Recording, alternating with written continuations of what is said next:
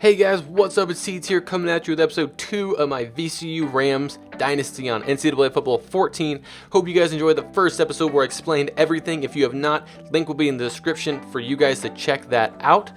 Anyways, we are 0-1 so far, going our first huge test of the season. Number 4, Florida State. With this squad is going to be extremely challenging. But before I jump into that, if you guys are new to the channel, subscribe. If you do like the episode and the series, hit that like button. But none of that, let's jump into the game. And of course, it is raining, coming down at Doak Campbell Stadium in Florida State. This is going to be such a challenging game with our roster that we currently have. I am nervous as well as excited. Brantley Jackson is looking for some hope and something to happen here. First play of the game, their running back takes it up the middle for an easy 21-yard gain. Patrick looks like he's just going to dominate this right now.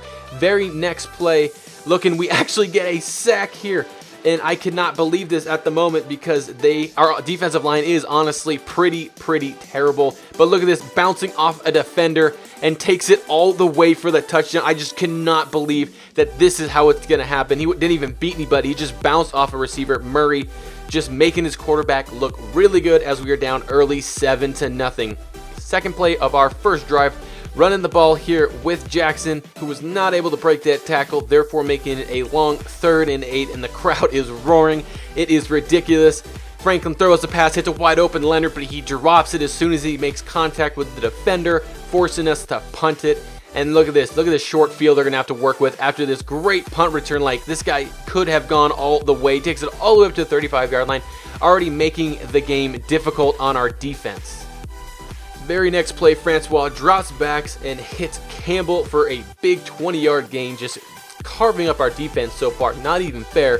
And very next play, Patrick takes out of the middle, almost breaks his tackle, but runs over our linebacker for the touchdown, giving them the 14-0 lead. A couple plays into our next drive, Franklin's looking, seeing if he can find anybody. Finds Burley, who's able to get our first down against a top 25, top 5 team. Couple plays later, now 3rd and 12, running the same formation, gonna try and hit Burley again, but he drops the ball after being wide open. Gotta punt it away, and look at their field position. Second play into their drive now, and he finds, oh my goodness, Gavin for a beautiful catch, tiptoes his way to keep it in. Couple plays later, Francois gets lit up by our linebacker, just absolutely obliterates him, but he still gets great position here. 2nd and goal now. Defensive line has no push at all as Patrick runs it in for his second touchdown, down 21-0, 3rd and 17. Oh my goodness, this is just looking like it's going to turn into a rout. Franklin looking, gets a coverage sack defensively here to the 1-yard line. We have to punt it away and take a look at their field position again. Just not even fair, getting the ball inside the 30-yard line. But we are able to hold them here 3rd and 8. We're looking to make a stop, our first stop on defense, and we are not able to as he pushes Vance Walker back for the first down. Couple plays later though, 3rd and 1, still looking for that first stop of the day, and Francois breaks a tackle and gets the first down. 5 seconds to go, so they are technically able to stop them, force the field goal, and we get Franklin outside in the beginning of the 3rd quarter for a nice 9-yard rush. Very next play, Franklin looking, hits Leonard, who's able to actually hold on to the ball here, gets a nice 8-yard gain right there. Very next play, handing off to Jackson again is what we got to do. He is our bread and butter, our best player on offense. Got to try and feed him as much as we can, as we are currently doing, and Franklin is able to slide for the first down here as we are finally starting to drive on the number 4 team, which is very rare, as Franklin takes it all the way up to the 1-yard line. Excuse me, not Franklin, Jackson, and we're going to let him get the touchdown here as he scores against a top 5 program, which is huge confidence booster for him, the team, knowing that we can score on these huge schools, even though it is difficult and we got to go slow. First play of the next drive, we get a sack. I believe our 3+ sacks, so it must have been our 3rd sack there, 3rd and 12 now. Very next play, looking, finds a wide receiver. Oh my goodness, we just cannot stop them, cannot get them off the field. Patrick takes it, breaks a tackle, breaks a 2nd tackle, breaks a 3rd tackle, breaks a 4th tackle. This guy is just out of his mind right now. I don't know if you have pro scouts or what watching him, but he is just going off today. Francois threads the needle. Very next play, and we are down 31-7. My goodness. Second play into our next drive, Franklin drops back, does not see the cornerback who jumps the route, picks it off, and fortunately enough, our defensive or offensive lineman is able to stop him there, but nothing really can happen there as we are just getting dominated. Patrick breaks a tackle first play and the drive for them, and he scores, giving him that 38-7 lead. And 5 seconds to go. We are just trying to pad the stats here. Nothing really to go here. As we take Jackson outside, gets a very nice run, his longest run of the day. I think about 14, 15 yarder, but that is it for the game as we lose 38-7. Taking a look at our stats now. Franklin, only 3 completions, 7 out of 7 attempts. My goodness, 22 yards and an interception. Honestly, didn't throw the ball too much, but we didn't really do too much on the ground either. As we take a look at the running stats now, Brantley Jackson, 18 rushes, 69 yards, only 3.8 average. He did get our only touchdown, though. And Franklin had a lot more rushing yards than that, but since in college they do take sacks and put him at rushing yards, so we only averaged 6 for 5 yards. Looking at the receiving yards now, Brantley Jackson, 1 for -5, Burley, 1 for 19, 1 for 8 from Leonard, and 0 for 0 with a drop pass from our tight end, defensive side of the ball. We did get 3 sacks, which is pretty sweet. No interceptions, but that was the only highlight of the day. Coming up next, guys, we have number 2 Clemson, our first home game. This is going to be ridiculous. We just got dominated by a top 4 team, and now we got to face the number 2 team in the nation at home. This is going to be our biggest challenge. I mean, we just faced our biggest challenge, but I mean, this is just going to be monumental.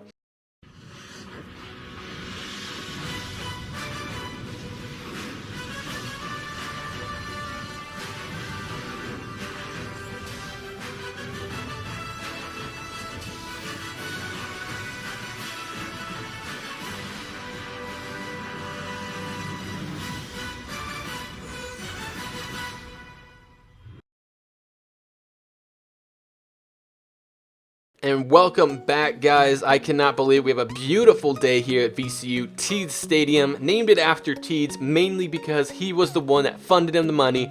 He is their head coach, and he's going to try and bring them to glory, even though it's off to a very, very difficult start. If you take a look at the stats, and by stats I mean standings, we are, for some reason, not at the end, even though we have not won a game. We are 0-2 currently. And this is going to be a very challenging game. 3rd and 8, first drive for Clemson. Trying to do something here on defense, and we are not able to, as they are able to pick that up by Deion Kane, 15-yard catch.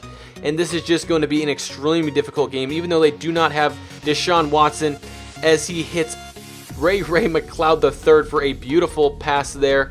Foster runs it in to the 1-yard line, 3rd and goal. We have a chance to stop them. Can the defense do it? And since they did run the option, we do, and we stopped them by the hair of my chinny chin chin. Vance Walker is going crazy, held them to just a field goal there.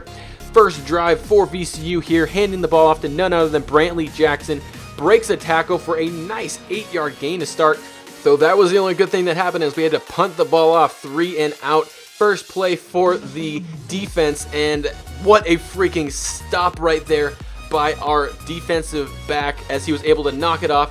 But look at this, 3rd and inches, and the defense just gets swarmed, and we could not do anything and allowed Hunter Johnson to take it in for 36 yards, down 10-0. Oh man, this would be a tough game. Look at this, Franklin trying to get the ball up as closely as he can, could not get it. 4th and 1, we are going for it. Teeds just thinks that we have a shot here, as we run the read option, and Jackson takes it up the middle for 6 yards and the first down. And we're going to do our best here to try and take as much time off this clock as long as we're able to, as Franklin drops back and gets sacked. 4th and 18, nothing able to happen there. First play for Clemson, as the quarterback drops back, and it gets picked off by rushing. He just read the quarterback beautifully and jumped the Hunter Renfrow route, possibly allowing us to get in field goal position and allowing us to put some first points on the board. Take a look at the replay. I was so shocked that he was actually able to pick off this interception. First play for the offense, handing the ball off to Jackson, who takes it nicely up the gut for 14 yards, almost guaranteeing that we are going to be able to get some points here, as Jackson takes another handoff outside and rushes for 8 yards. Back-to-back great rushes. 38 seconds to go now, handing it off to Jackson again, and he scores the touchdown, bringing the lead to 10-7. 35 seconds left, hoping that nothing can happen here. First and 10, and first play not good at all as he breaks a tackle and takes it all the way inside the 45-yard line, almost securing themselves for a field goal here as we get another broken tackle, a second broken tackle, and they are just not going down. It is extremely difficult to tackle these guys. They are super slippery, and they just guarantee themselves for at least 3 points here. As the very next play, McLeod makes the catch and takes it into the end zone. 17-7. First drive for us back after the second quarter. And oh my goodness, we drop another open pass here, and that is not on Franklin, that is on the wide receiver. First play after punting the ball off, and we are able to get a very beautiful sack, making it 3rd and 4 now for the defense. Trying to do something here, but we leave Higgins wide open with a toe drop. Beautiful catch there. And we are just hoping for something here because they're at least in field goal range as Johnson drops back, heaves it. Reddington picks it off in the end zone, and instead of kneeling it, he thinks he can get some extra yards, but unfortunately he's not. Only brings it out to about the 8-yard line, but it doesn't matter. 3rd and 7 in the drive now, late in the third quarter, and look who finds Childress Franklin with a beautiful catch and throw. 1st and 10, very next play, scanning the field, Franklin looking, and finds Leonard, who's able to jump up and catch the ball with traffic. Very surprised by that play. 3rd and 5 here, and we are not able to get the first down, but we are able to put some points on the board as Seals kicks it through the uprights, making it a 1-possession game here. Later in Clemson's next drive, they're trying to run the screen here, and they are going to not be successful. I mean, 1 play or 1 yard is not really going to be too much as they try to run another screen here, but Johnson gets sacked. 3rd and 20 as we call a timeout here, trying to stop the clock, preserve as much time as we can here because we might have a chance if we're able to stop him on 3rd down. Running another screen here, I believe, and we stop him. 4th and 21. We call our second timeout, and we are just going crazy. The crowd is going nuts. We might actually have a chance to do something here. 1st and 10. Franklin takes it and rushes for a nice 5-yard gain. Very next play here, running the play action read, finds Childress. Next play, that is beautiful 9-yard reception, just moving the ball really well here. 3rd and 11 here, and he had 2 plays to get 11 yards. Trying to move over the offensive wide receiver to see if we're able to do anything here. They are running zone, so it did not benefit us at all as we hand the ball off to Jackson, and the linebacker busts through, -2 yards, as this is the game right here, guys. Franklin looking, finds, oh my gosh, Burley is actually able to hold on to the ball, but 2 yards short, as that is the end of the game. We were so close. As we take a look at the stats, Franklin 8 for 14, 94 yards, not bad. Did not throw the ball too much, but not bad when he did throw the ball. Taking a look now at the running stats, as Brantley Jackson had a decent day, 20 rushes, 77 yards, 3.8 average, and another touchdown. Franklin 5 for 8. Receiving end, Childress really led the day in my eyes, had a lot of big catches, 3 for 21. Leonard had 2 for 49, but 2 key drops. You guys see 4 total drops there, and that is not what we need as a school, as a team, because as long as you're open, you got to catch that ball. We did have 2 defensive interceptions, which was huge. So on the defensive side, we had 4 tackles for losses and 1 sack. So defensively, we played out of our minds. Offense just could not equalize. But as we come back, we notice that we have a cornerback, Rodney Franklin, 73 overall, who is ready to visit. So that is super exciting, guys. The episode is going to end right here, though. I hope you guys enjoyed it. We were so close to upsetting the number 2 team in the nation. If you guys did make it this far, please smash that like button. And if you guys are new to the channel, please subscribe. I hope this is going to be a very, very fun series for me, as it is for you guys, as it is for me. But we're going to stop right here. And next time I see you guys, we're going to be going over against Boston College.